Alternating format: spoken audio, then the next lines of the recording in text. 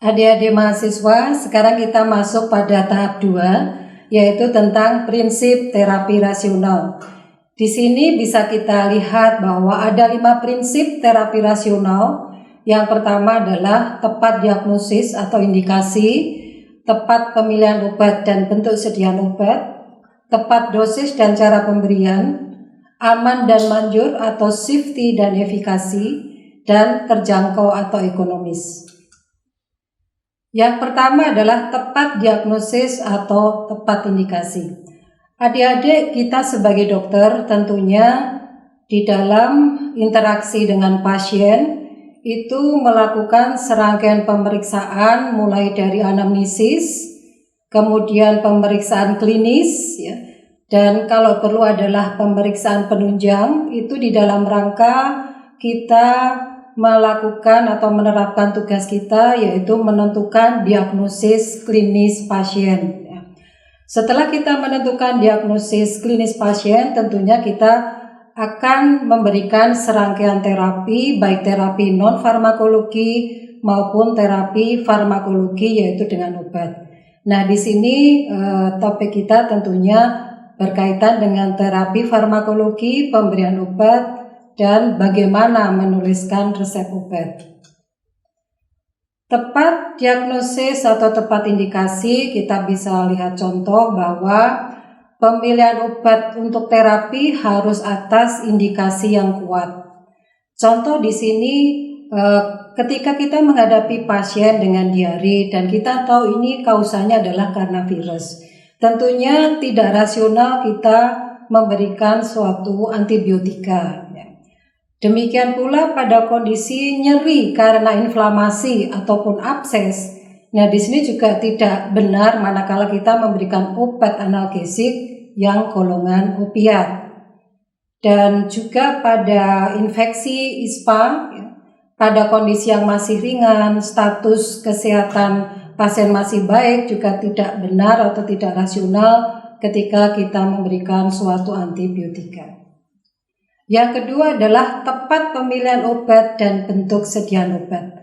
Adik-adik, tentu Anda mengenal ada beberapa bentuk sediaan obat seperti bentuk sediaan padat, tablet, kapsul, pil maupun serbuk, sediaan semi padat seperti krim ataupun salep, sediaan cair, suspensi, emulsi, solusi atau lotion.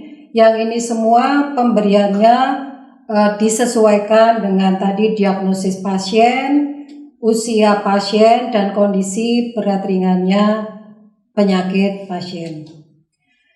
Yang ketiga adalah tepat pemilihan obat dan bentuk sediaan obat. Ini masih contoh ya, beberapa contoh pada kondisi pasien-pasien di mana ada satu kontraindikasi terhadap pemberian obat, itu juga harus dipahami dan itu mesti dihindarkan. Di sini kita contohkan adalah pada pasien bayi dan anak. Itu adalah kontraindikasi diberikan tetrasiklin, kloramfenikol, karena kita tahu efek samping dari tetrasiklin adalah mengganggu pertumbuhan tulang dan gigi atau juga discoloration gigi pada saat bayi di dalam kandungan maupun pada usia anak. Demikian pula pada neonatus, ya, karena enzim-enzim yang memetabolisme di liver masih belum sempurna. Ini juga bisa menyebabkan Gray baby syndrome ketika kita memberikan antibiotik kloramfenikol. Sediaan serbuk antibiotika, nah ini juga tidak rasional kalau diberikan secara topikal, ya. Karena apa? Karena bentuk sediaan obat itu sudah didesain sedemikian rupa oleh apoteker bahwa sediaan obat tertentu itu berdasarkan farmakokinetikanya, bioavailability-nya itu memang diikuti cara pemberian yang sesuai. Demikian pula pada pasien bayi dan anak yang tidak mungkin diberikan pil atau kapsul, itu juga harus dihindarkan. Nah, ini contoh lain adalah sediaan suppositoria, ya. Jangan sampai keliru dia diberikan secara per oral. Kemudian yang ketiga adalah tepat dosis dan cara pemberian. Nah, ini kita contohkan misalkan pada pemberian suatu antibiotika, ya. itu kita mesti mengikuti atau mematuhi regimen atau aturan yang diberikan. Kalau antibiotika itu harus diberikan dalam waktu 7 hari atau 14 hari, itu harus diikuti dengan tujuan mencegah terjadinya resistensi kuman terhadap antibiotik.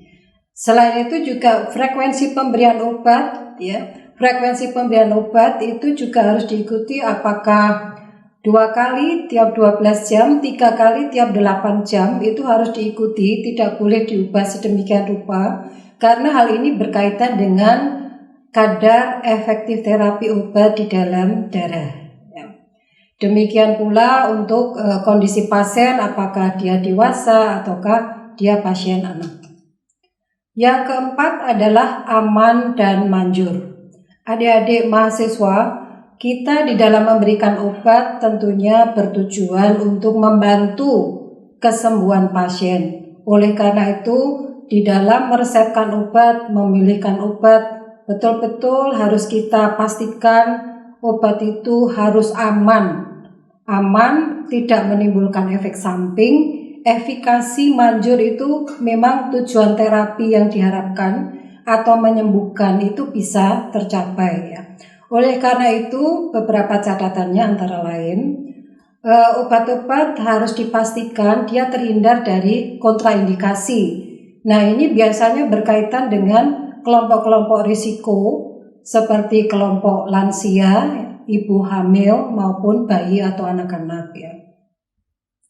Selain itu juga masalah interaksi obat. Nah, interaksi obat di sini bisa terjadi pada saat sebelum obat diberikan, yaitu interaksi farmaseutik, itu juga harus hati-hati. Interaksi obat dengan makanan ya, karena pemberian obat bersama makanan atau obat lain itu bisa mempercepat atau memperlambat tingkat absorpsi obat ketika obat itu diberikan secara oral, dan itu juga berisiko bisa meningkatkan atau menurunkan kadar obat di dalam darah, dan juga tentu berefek kemungkinan pada efek terapi maupun efek samping. Kemudian pada pasien-pasien dengan underlying disease, terutama pada penyakit dengan gangguan hepar, perlu diperhatikan obat-obat yang hepatotoksis wajib dihindarkan, tidak boleh diberikan karena akan memperberat kondisi gangguan pada heparnya. Demikian pula pada pasien-pasien dengan gangguan ginjal, obat-obat yang sifatnya nefrotoksik ya, itu juga Anda perlu dan wajib mengetahuinya, dan itu kontraindikasi dan wajib dihindarkan pada pasien-pasien tersebut. Demikian pula pada wanita hamil ya, obat-obat yang sifatnya teratogenik ya, seperti antibiotika, tadi disebutkan tetrasiklin dan seterusnya, obat analgesik, golongan aspirin, itu juga kontraindikasi atau perlu dihindarkan. Berikutnya adalah manjur atau efikasius ya. Jadi seperti tadi saya sampaikan, pilihan obat yang kita berikan kepada pasien itu betul-betul kita pahami, kita yakini itu menguntungkan buat pasien dan mempunyai tujuan terapi atau bisa menyembuhkan pasien. Nah, ini tadi sudah kita sampaikan bahwa interaksi obat ya itu juga perlu dipikirkan di dalam rangka kita mempertimbangkan aspek keamanan maupun efikasius kepada pasien. Yang kelima adalah terjangkau dari aspek sisi ekonomis, bahwa dalam kita meresepkan obat kepada pasien, adik-adik kita juga perlu melihat kondisi sosioekonomi pasien. Jadi jangan sampai kita meresepkan satu obat paten yang itu harganya cukup mahal, dan itu tentu tidak terjangkau oleh pasien, itu justru akan menyulitkan pasien, apakah dia nanti justru tidak membeli atau membeli sebagian. Nah, oleh karena itu ini perlu kita pertimbangkan, apakah pasien ini memang untuk bisa menyembuhkan, mendapatkan obat sesuai dengan kondisi diagnosis pasien tersebut, kita pilihkan tentunya obat generik yang mempunyai kandungan yang sama yang dibutuhkan oleh pasien.